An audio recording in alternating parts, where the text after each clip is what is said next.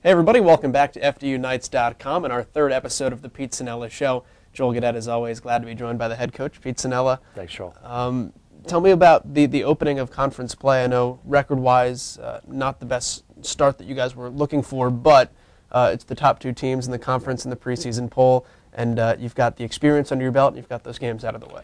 Well, you know, we had some good moments in each one of those games. It's always tough to go out there and get wins. They're both very good at home in Robert Morris and St. Francis, PA.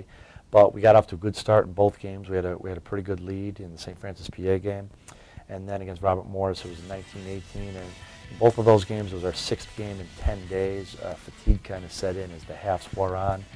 But now we have some days off, and we really don't have any other scenario like that all year. We played so many road games in a short period of time.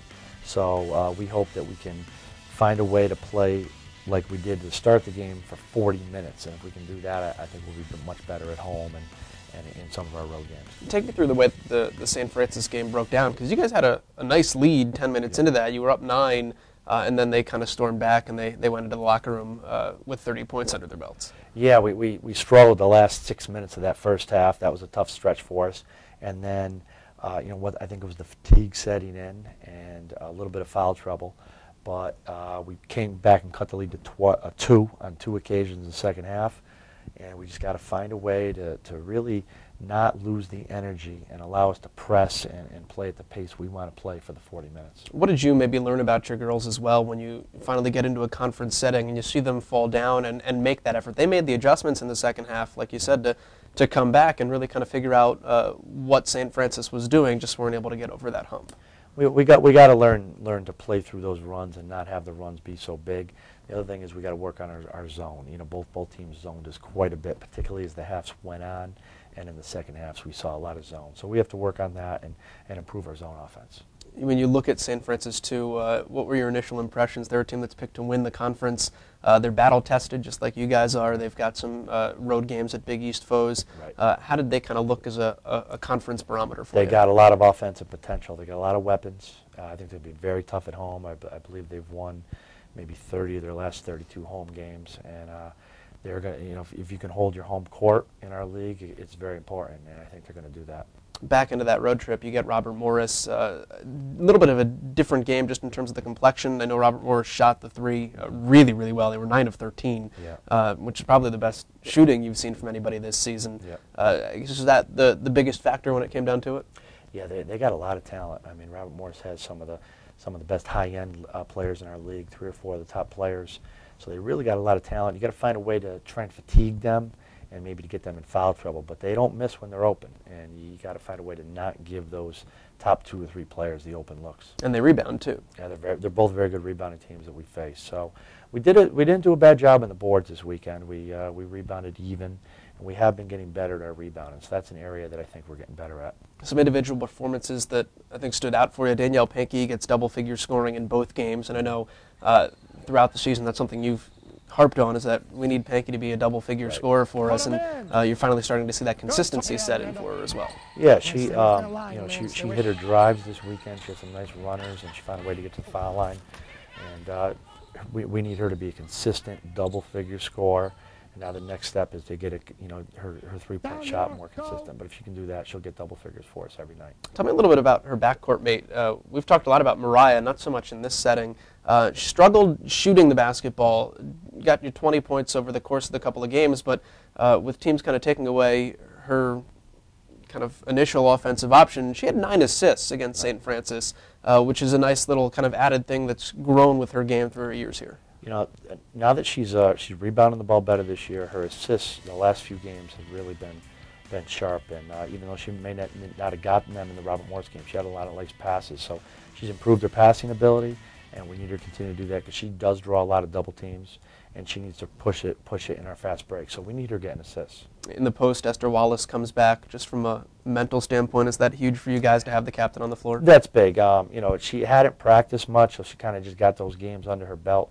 But I'm sure she's going to get back to being the level player we expect her to be, and be a dominant defensive player and an improved offensive player. But she was a little rusty, but she did get going in each game as the games went on. The trip out to the western side of Pennsylvania is probably the bane of the existence for a lot of schools in the NEC, because it's such a kind of New York metropolitan focused conference, and then you have the 5-hour ride out to Loretto and to Moon Township. But for one of your players as well, Amy Longo, it's a trip home.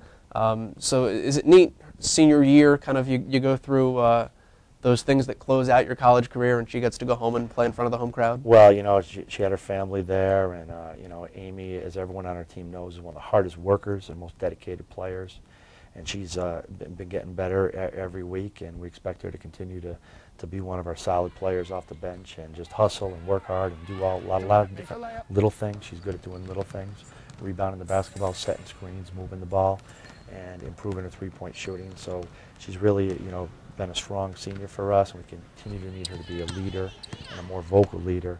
But for her to go back home, she always enjoys, you know, getting the care package and the cookies and having, you know, family there.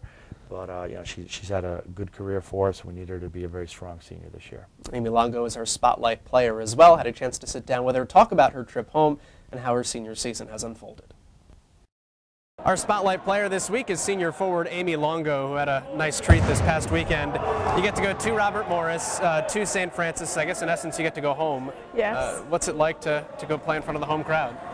It's nice because my friends and family don't get to come to many of my games. They normally watch it online. So for them to be able to come see me live was a treat.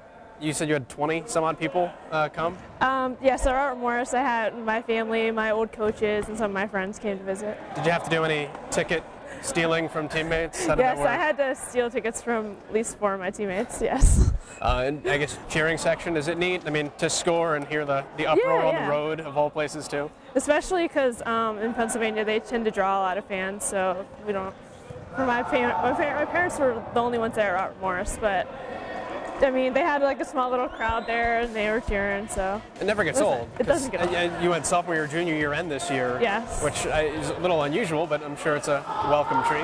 Yeah, I mean, my teammates don't really like the trip because of how long it is, but I'm the only one who tends to enjoy it. Do you get anything? Like, does your mom bring like brownies in a tin, or like how's that work? My mom brought the team like 6 dozen cookies and all these treats. If you ask me my teammates, I had bags to carry from the Rothman to the dorm. So the ride home was a lot better than the ride there. Oh yes, it was a lot better. Tell me a little bit, small microcosm of your senior year. You're finally at that kind of last trip through college basketball. What's it like? Has it set in going through the last trip around? It hasn't really set in too much yet. I think it'll set in more as we get closer towards the end of the season, coming to realize that I'm going to be playing my last games of basketball. But I mean, I'm enjoying it now. Our team's not doing bad, so I'm taking it all in, and hopefully the outcome at the end will make it all better. Tell me a little bit about Amy Longo off the court. I know you want to go into physical therapy. Yes. What kind of a process that is, how long that takes, how much more school you need when you're done here at FDU, and what that all plays out to be. I applied to 4 physical therapy schools, 3 around my hometown and 1 in Jersey, and I applied this past summer. It's a long process. You have to have like over 100 hours of community or volunteering time. You need to get letters of recommendation. It's like National Honor Society all over again. It's a long process, but I won't hear back from them until like mid-December if I got into the program. So it's like kind of antsy to see where I'm going, what I'm going to be doing, but the ultimate plan is to go to become a doctor for PT. What's your kind of career path? Is it just regular physical therapy? Do you want to work in sports still? I'm thinking about focusing in the sports area. Okay. Stay involved in sports after I'm done. How does that, what are the kind of opportunities as far as that goes? Can you work for teams? Do you have your own practice? What's that? That would be nice to have my own practice, but I think I'd probably, after the 3 years, I'd probably start out small and like work at like in a clinic or an office, and then hopefully work my way up. I mean, my dream would be to be a physical therapist for the Steelers, but who knows what happens. Not the Pirates or the Penguins, just the Steelers? I mean, any of the teams will do, but I'm a big Steelers fan, and all my teammates know it. Who's your favorite Steeler? I think it would probably be Mike Wallace. And how many terrible towels do you own? I think we have roughly 3 at my house. Do you have any here? No, I don't. I should bring one, though. Last thing, outside of your Steeler fandom and your medical interests, what's something that somebody might not know about Amy Longo? I really like country music. Favorite country artist?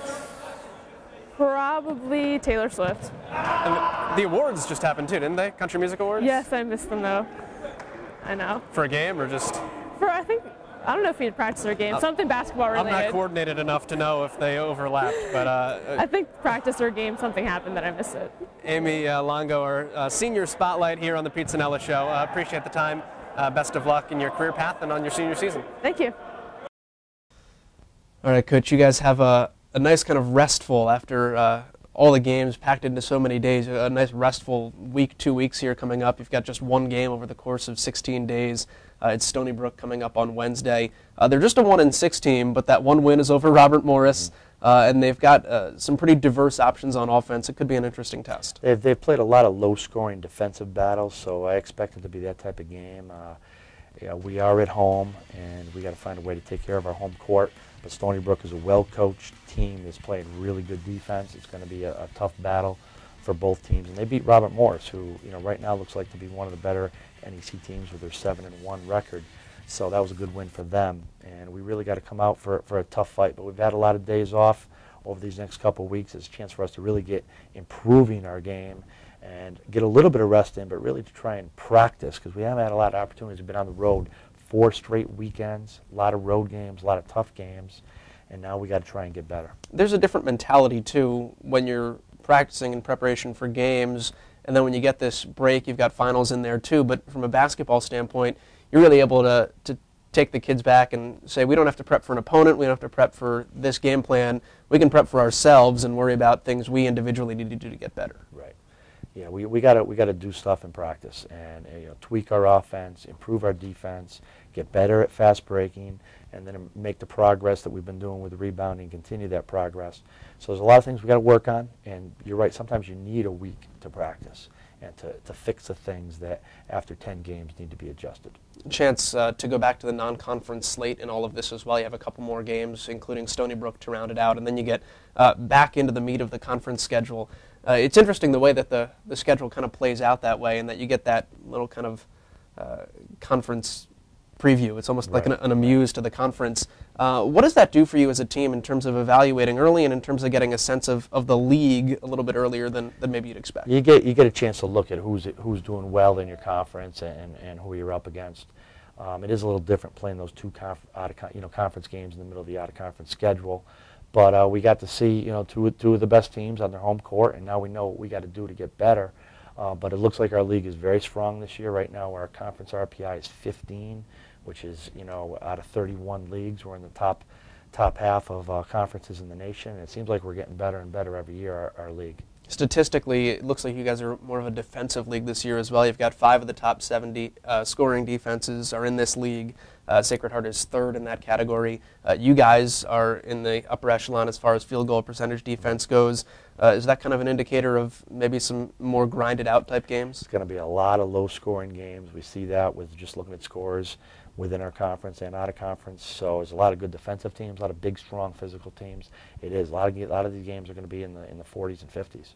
We'll finish things out on this note. I've got a couple interesting statistical things that I want to throw your way and see if it means anything to you as a coach. But as far as Northeast Conference teams go, you guys have 10 games in the bag, which is the most that any conference team has played. You're one of only 2 teams that has played a ranked opponent as far as seeing the second-ranked team in the country in UConn. And on top of that, you're one of only 2 teams, you and Monmouth, that have opened up the season with teams that have started their conference play 2-0. Right. So you've got kind of 3 interesting stats that fall into your corner. Does that benefit you guys any as far as the experience of the top 10 opponent, the experience of getting early exposure to the top teams in the conference, and the experience of having so many games under your belt? Well, it does. You get better when you play against the best. We've played probably the toughest schedule of anyone, and we played some of the top teams on the road. So it's really made us a little bit tougher, and we know things are going to turn around and maybe not play as many of those strong teams. We still have a lot of tough teams ahead of us, but it has made us tougher, and I think it's going to make us better, and in the long term, I think we'll be all right. Pete, I know the time off and the practice time is where coaches thrive, so enjoy the next couple of weeks and best of luck. Thanks, Joel. That's the head coach, Pete Cinella. It's another edition of the Pete Cinella Show. Stay tuned here to FDUnites.com for more updates throughout the entire women's basketball season.